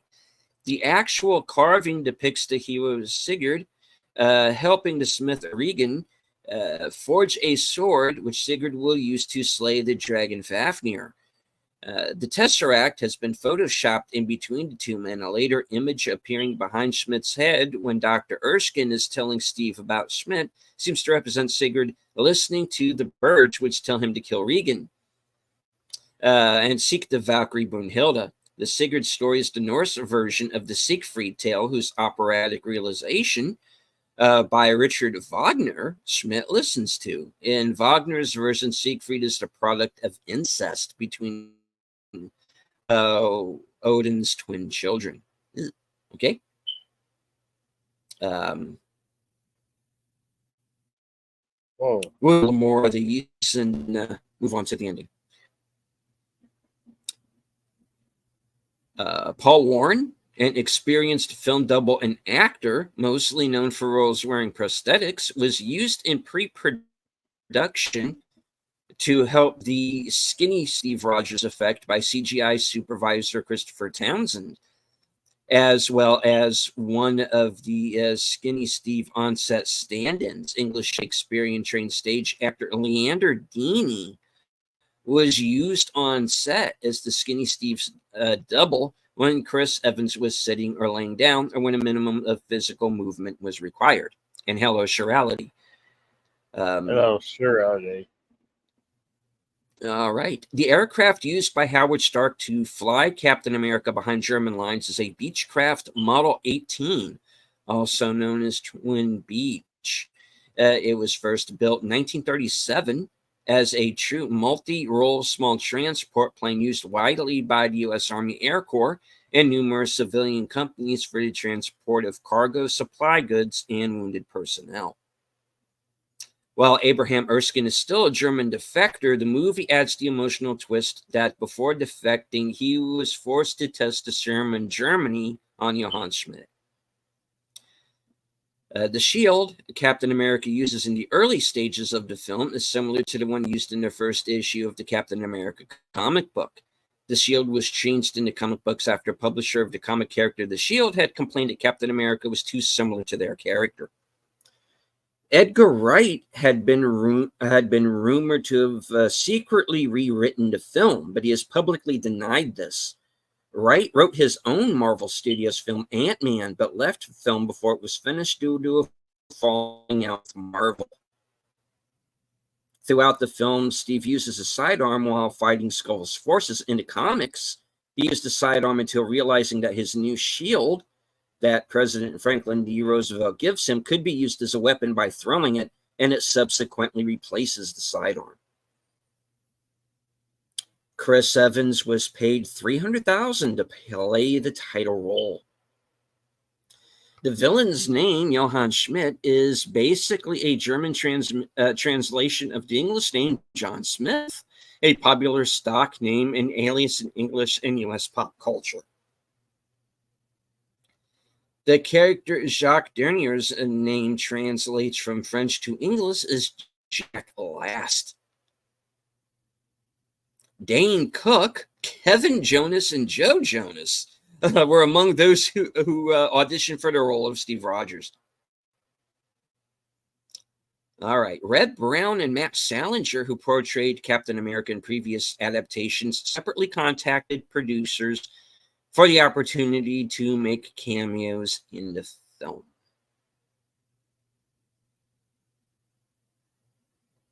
Chris Evans and Sebastian Stan are about the same height. A camera trick, not CGI, made Captain America look much taller than Bucky Barnes. James Payton reprised his role as Adolf Hitler in The Monuments Men. Chapter 5 of Phase 1 in the Marvel Cinematic Universe. Chronologically, it is the first movie in the timeline of the Marvel Cinematic Universe. 3 actors in this film played characters on Doctor Who alongside Matt Smith. Toby Jones is the Dream Lord, David Bradley is Solomon, and Jenna Coleman is Clara Oswald. Richard Armitage and Hugo Weaving appeared in The Hobbit: An Unexpected Journey. Also appearing in that film was Martin Freeman, who later appeared in Captain America: Civil War and Black Panther. The film takes place from March 1942 to May 1945 and 2012.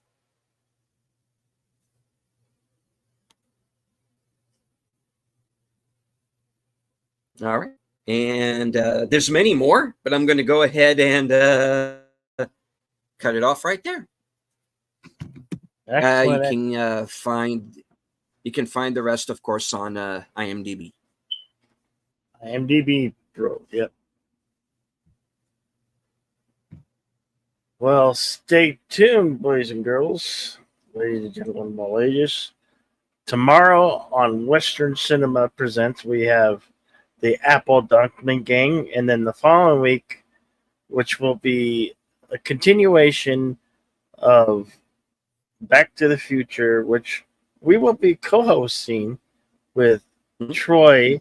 Last Call with Troy Kelly. And on Monday night, you can catch both films, 1 and 2, Back to the Future. And then on the following Sunday, we will, Western Cinema, we will have the continuation, the third installment of Back to the Future. Do hope you will join us for that. You might want to check it out. Later tonight, I have some karaoke going on. And then we have other action theaters set up for you throughout the week to close out the month. Mm-hmm. Which has escaped my mind right now. What you got going on, Dooley? Yes.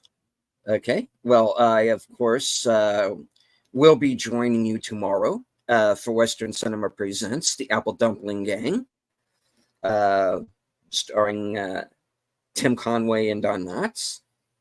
Later on that night will be my show, Unscripted, at 8 p.m., episode 64, entitled Coming Soon to Viewmaster.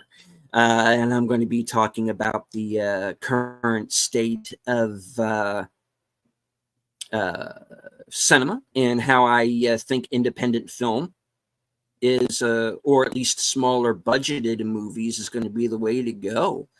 I've been hitting some pretty heavy subjects on Unscripted of late, and I wanted to do something that was a little bit more fun. So catch me tomorrow at 8 p.m. for Unscripted. Unscripted is, of course, the precursor to Geeky Geezers over on Aged Boomers channel. And they'll be discussing the events of the last week. I think they're going to go into some Ubisoft news. And I'm sure there will be an in memoriam for Dabney Coleman. All right. And, of course, moving on to The Other Side of Midnight, episode 53. I do not have any specific guests lined up, so there's going to be a surprise panel of guests. So watch the show and stay tuned to see who shows up. And then, of course, Monday, Memorial Day, once again, thank you to all of you who have served, past, present, and future. Catch us for our Memorial Day double feature, beginning at 2:30 for To Hell and Back and the Battle of Britain. And of course, as Bill said, later on that evening at 9 p.m., we're going to be joining Troy Pacelli and Netter's Network for Last Call Monday Night at the Movies, where we're going to be watching Back to the Future Part 1 and 2, which is going to be, of course, the first part of our kind of Back to the Future retrospective, which is going to conclude Sunday of next week with Back to the Future Part 3 on Western Cinemas Presents, where Troy and Netter are going to be joining us. Yeah. And of course, let's see. That covers Monday. That gets us on over to Tuesday for Live from Sparkwood in 21, where Troy, Netter, and Boomer are going to be joining me as we watch the season 2 finale of Twin Peaks. Then, of course, after that will be one more Action Theater Salute to the Troops episode. Yeah. That will be on Thursday the 30th at 4:30. And we are going to be watching Behind Enemy Lines with Gene Hackman and Owen Wilson. Yep. All right. And of course, 2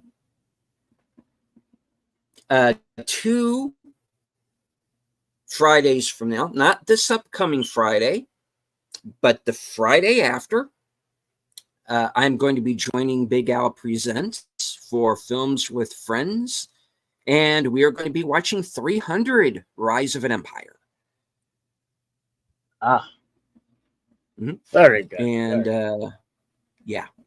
And yeah, that's everything that's scheduled right now. But stay tuned to my community page for more. Right on. I want to thank each and every one of you. It's been a blast. Kronos, Surreality, Daniel's Hot Topic, Putin's Cat, Bush McFadden, DJ Play Nice, Kronos, of course, Fluff Productions, and Connie Clary.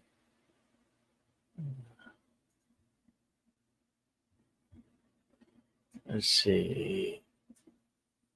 I miss him, man. Looking.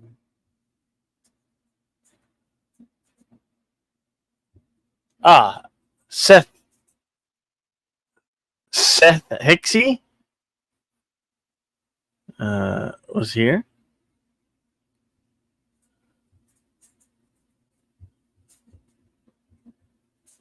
Anyway, thank you all for coming out. Hit the like, share something. Oh, and Lester San Jose, the Skeptic Tank.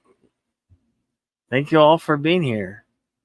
With that, I'll say my parting words. Remember to be excellent to one another and party on. And we can't wait to see you in the next one. Now, back to you to the lead scenes. All right. And with my parting words, I would like to once again thank everyone who joined us live in the chat, both on my channel and on Bill's, everyone who is following along on Cosme, and everyone who watches the replay, and everybody who's lurking in the background, because there's always one or two, which is perfectly fine. You do not have to engage with the chat, just as long as you enjoyed the show. Hit the like, share out the stream, and if you are new to Bill's or my channel, please feel free to subscribe. Hit the bell icon for notifications, and if you are subscribed, please make sure that you are, in fact, still subscribed, because YouTube likes to unsubscribe people without their permission. So just take a moment to check and see that you still have the icons activated. And of course,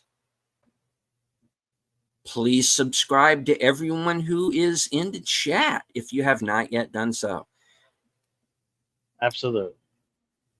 From HQ, our second home office in Arizona, in all points north, south, east, west, and beyond, good night. Take care. Stay strong.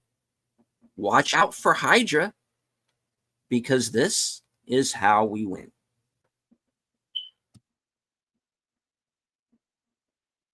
Catch you later.